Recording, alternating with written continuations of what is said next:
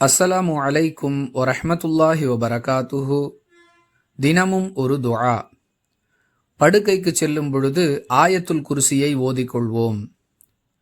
மனிதர்கள் பகல் முழுவதும் உழைத்து களைத்தவர்களாக படுக்கைக்கு செல்கின்றனர். தங்களுக்கு நிம்மதியான பாதுகாப்பான உறக்கம் வேண்டும் என்று எல்லோரும் எதிர்பார்க்கின்றனர். பலர் இதற்காக மருந்து மாத்திரைகளையும் உட்கொள்கின்றனர். ஆனால் ஒரு எளிய செயலின் மூலமாக அல்லாஹுவின் புறத்திலிருந்து நமக்கு நிம்மதியான மற்றும் பாதுகாப்பான உறக்கம் கிடைப்பதாக இஸ்லாம் நமக்கு வழிகாட்டுகிறது. புகாரி எனும் நூலில் இடம்பெறக்கூடிய 2311வது ஹதீஸிலிருந்து இதற்கான வழிகாட்டுதலை நாம் பெற்றுக்கொள்கிறோம்.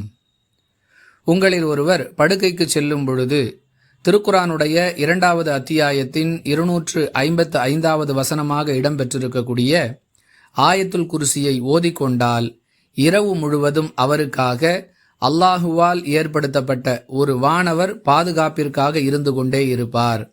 மேலும் அவரை ஷைத்தான் நெருங்கவும் மாட்டான் என்று இந்த ஹதீஸ் நமக்கு சொல்லுகிறது.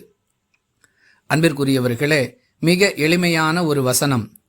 இதை மனனம் செய்து கொண்டு ஓதி வருவதன் மூலமாக இந்த ஹதீஸில் வாக்களிக்கப்பட்ட அந்த பாக்கியத்தை நாம் பெற்றுக்கொள்ள முடியும் என்பதில் சந்தேகமில்லை. வாஹிர் தஅவானா அனில் ஹம்துலில்லாஹி ரப்பில் ஆலமீன்.